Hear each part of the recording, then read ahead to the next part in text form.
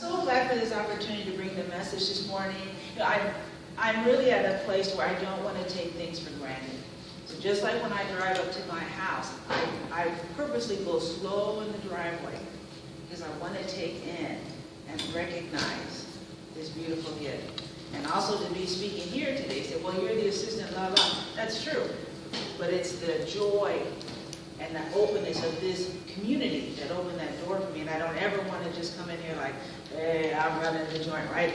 That this is always, whether I was in the traditional church or here, to bring the message is a gift. And to do it in this sacred space, I am grateful. Our theme for September, or April, as I said on the prayer call today, the value of the valley. And yes, if we can make it there, we can make it anywhere, not in New York, but in the valley. And so my text for today is know that you are where you are not by chance, but by the design of your Creator for your development and for the development of others around you. And this is a quote from Abdul Baha, who is the son of the founder of the Baha'i faith. So today I'm going to just get my opinion out there that mountaintops and mountaintop experiences are overrated. Yes, they're overrated. I mean, it's all, you know, God is real and God is magnificent and kumbaya. You know, we climb up those mountains and go talk to the guru or to the wise woman or to the sage, and we get all that information. And then what? Then what? You've got to come back down and then live that mountaintop in the valley. And that if you can make it in the valley, you can make it anywhere. You know, I just think the valley's got a bad rap and it's misunderstood. I mean, the text of, sacred text of Judaism, like, no one wants to be in the shadow of the valley of death, and, you know, or the valley of dry bones, and I get it. And no one's going to California to visit Death Valley. I understand that. But everybody wants to go to the Grand Canyon in Arizona, or Bryce Canyon in Utah, where canyons are just extremely big valleys. And it's the way you view it, the way you see it, that what makes it there. And the challenge of the valley is really our purpose. It's our human self that doesn't want to be there. It's our human self that doesn't want to deal with sadness and chaos and challenge and change. But that is where our divine self, our divine being, who's having a human experience, that's where the rubber meets the road. It's in the valley. Everybody can be all holly up in this place, but when you get on the 40 or the 385, you're driving on Poplar or Germantown Parkway, where is your spirituality then? Right? And so that's what I'm encouraging us to see, that the valley brings us that capacity to have our spiritual essence living, breathing, moving in that place. And then the truth is, we are surrounded by people that are hungry for what we have. You know, when I was at a traditional church, I'd say, don't be up in here at a church, Wednesday night service. What is it, Rena? YPWW? What is this? Yeah. YPWW or the AME, YPD, which was the Young People's Department. Don't be sitting up in the church getting all fat, eating all that goodness, and then just go home. There's a reason that we have been called to this community, that the divinity, the love, the light, I greet this day with joy in my heart. All those things that we have learned is because there are people in the valley that need that. They need us. And so that mountaintop experience, getting all that good food from John's teaching and the affirmative prayer, and all our readings, there's a purpose for that. And it's to go in the valley and show people that you're not just a human, you are an immaculate spiritual being having a human experience. So I want us to see the valley in a new way and see it as a part of our mystic journey. And to do that, I've invited some mystics to participate with us. I was very glad to find the quotations and the readings of Baha'u'llah, who was the founder of the Baha'i faith, and his son, Abdul Baha. And their quotes really gave me a mystical, magical view of what the valley is. And I want to use those as our signpost today on that journey. That there is value in the valley. And if you can make it there, you can make it anywhere. The valley may be Thanksgiving dinner with your family. The valley may be your boss gives you one more thing off their to-do list for you to do. Or the valley may be, why does Kroger not have one person at the register? Why am I checking myself out, right? It's in that place that my spirituality, my mystic self, has a chance to live and grow and flow. And so I want to use some quotes from Baha'u'llah. The first one is, the breezes of Christ are still blowing. His light is still shining. His melody is still resounding. There's a song from my childhood. Sorry, my hot flashes of me are having a moment. A song from my childhood. What the world needs now is love, sweet love. That's the only thing that there's just too little of. And from the 1968 or whenever that song came out to today, it is very true. But the signposts from the mystics say that the Spirit of Christ, the energy of Christ, the song of Christ is still flowing. And if we can bring that flow with us to the valley, to embody that Christ consciousness, we have the capacity to bring divinity to this place. How do we do that? I was in Costco, where we lived in Long Beach, and unfortunately, y'all don't know about this, but Costco has got an amazing tequila. They have a silver tequila. And Gail and I were having margaritas that day. It was Saturday, and so I'm out there at 10 o'clock, and I'm not going to be in there with all the people trying to get their snacks and stuff. So I have a route. Straight down that route, boom. Get that tequila, it's about this big. I hold it by the top. I have a plan. But I'm like, oh, they got more than booze in here? What's that, muffins? So I went back and got my muffins, which, you know, nothing at Costco is small. So it wasn't like a huge container. So now I'm holding the muffins on one hand and the tequila over here, and I'm in line. And I'm like, yes, I'm getting out. But my eye caught a woman in the store, and she was bald-headed. And I was like, what's this white lady doing bald-headed? And then I looked, and there were 3 kids with her, all, I would say, under the age of 7. And I looked again, I thought, this lady must be having chemo or something.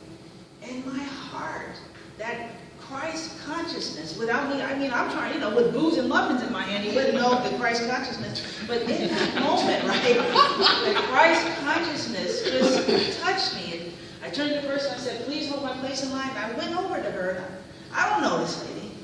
I said, I just noticed your beautiful bald head. And she turned to me. I said, are you a cancer survivor? She said, I'm in the midst of it right now. And with muffins and tequila, I just embraced her. I don't want to remember what I said, but I'm like, I'm here. You're not in this by yourself. I'm believing for your healing. And we just had a moment in Costco. I went back in line and left. Well, once I got in the line, they're like, oh, you're supposed to get 2 muffins because it's buy one. I'm like, I didn't walk into the back of the store. They know we have some up here. So perfect. So I go to the front. So now I didn't bring a bag or a box because, you know, I was just getting the tequila initially. So I put everything down, and as I'm getting my little balance together, I feel this heavy hand on my shoulder. I turn around to look into an elderly white couple's eyes. The man steps forward and tries to speak, but he can't. He clears his throat. He says, thank you, and just embraces me. So now I'm like, as Gail will tell you, now those happy tears are getting ready to flow. So I'm like, where's the car park? Muffins, tequila, keys, purse. I get out to the car and I just break out in tears. That's the valley. That's why we're needed in the valley. Because people, I was trying to hug this lady, but obviously that couple had seen what had happened. And there was love. There was healing. We were crossing cultures, genders, beliefs. We were doing everything. That's the Spirit of Christ.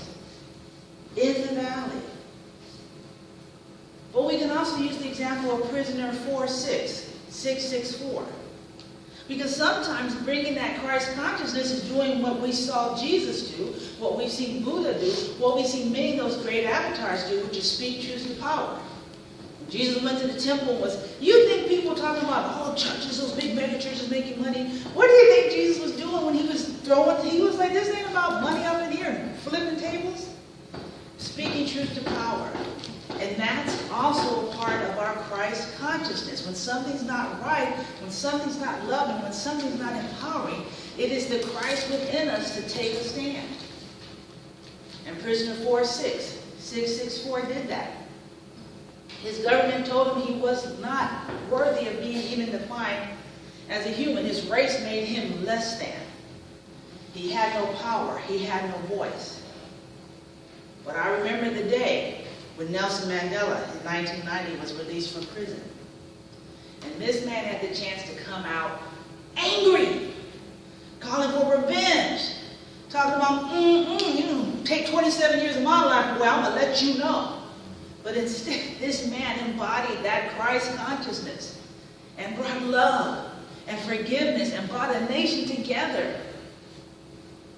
Had us all here in the U.S. like, can't we all just get along? That's the Christ consciousness. And there are people whose lives have been changed because Nelson Mandela said, I choose love. I choose forgiveness. I choose grace. That is the Christ consciousness, and that's what the value of the valley is. Easy to be loving God up at, church camp. But when you come back down the mountain, the valley is that mystic place to bring the song and power of the Spirit. Our second signpost by the mystics, let your vision be world-embracing. What do I mean by that? What is the mystic saying? So simple. Brother, sister, step out of your comfort zone. That's what the valley teaches us. Step out of your comfort zone. I am so grateful that Annie Mae Bullock did not let Nutbush, Tennessee keep her in her spot.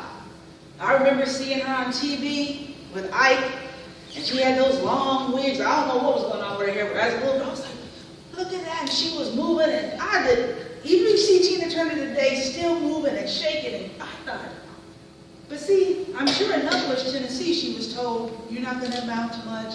This is what people do. We just stay here. But she had a vision that was big enough for the world, and that vision drew her out into the world.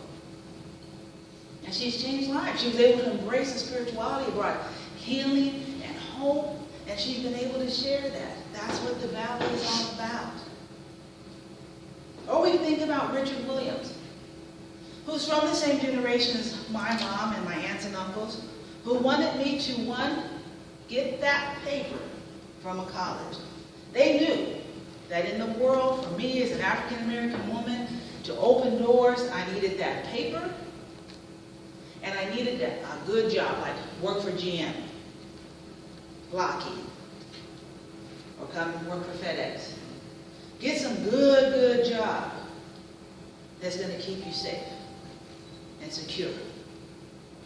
But Richard Williams had a different mindset. He could have taught his two youngest daughters that's the case. But instead, he told Venus and Serena, see yourself at the U.S. Open at Wimbledon from Compton. The hood. I get nervous driving through Compton. I'm black, I'm just saying. It's like, ugh. But this man gave his daughters a vision so big that we all have watched them grace the world stages, Australia, the French Open, Wimbledon, the U.S. Open, because what the father said was this Compton Boulevard and Long Beach Boulevard, or Artesia and Rosecrans, that is not your world, but that there is a bigger world. My vision for this place is that we're going to have our own location. We're going to have 2 services because we're going to have between 100 and 200 people coming. We'll have a core set of 75 people, so Judy start getting some more pizza and stuff, and we're going to be bringing all those people to the house. But at that center, in my vision, We have a state-of-the-art computer center so that the kids from these schools can come and get tutoring. We'll have a school supply closet with paper and pencils and all those things. A clothes closet. Your mom can't get you, your dad can't get you any clean underwear, we have some. You need some new shoes, we got some. You need some socks, that's what this is about. You know, we can't be all, and the people in the valley are struggling. This is the place for us to expand our vision. I want people in England watching our services, and Japan. I want them to know that if they need love and light and joy and hope, that the vision of this place is so big that we'll come to you. We'll bring the love to you. Now, you can't have snacks with us, but fly on over. You're more than welcome. But that part of being in the valley and that part of our mystical journey and embodying our spirituality is having a vision, a huge one. I mean, I think about John. Leave something you've been training for your whole life because you have a desire in your heart. Thank God his father told him, if you're going to do something, do it big. And look at the vision of this man, bigger, better. He could have stayed safe at the CME church. He would have got paid, had a place to live, no problems. But he had a vision that was too big. And look at the blessings we have from him. Our last signpost. In the world of existence, there is no more powerful magnet than the magnet of love. And a part of being in the valley is self-love. And I want to talk today about some granny love. Now, granny is what my daughter and my niece call my mom. And this is what I mean by granny love.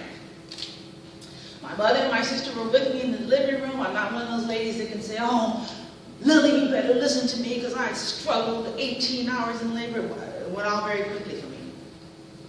So they had my mother down, I guess, by my feet, and my sister was up here with me, and baby's born. My mother says it's a girl, and then she takes a step towards me.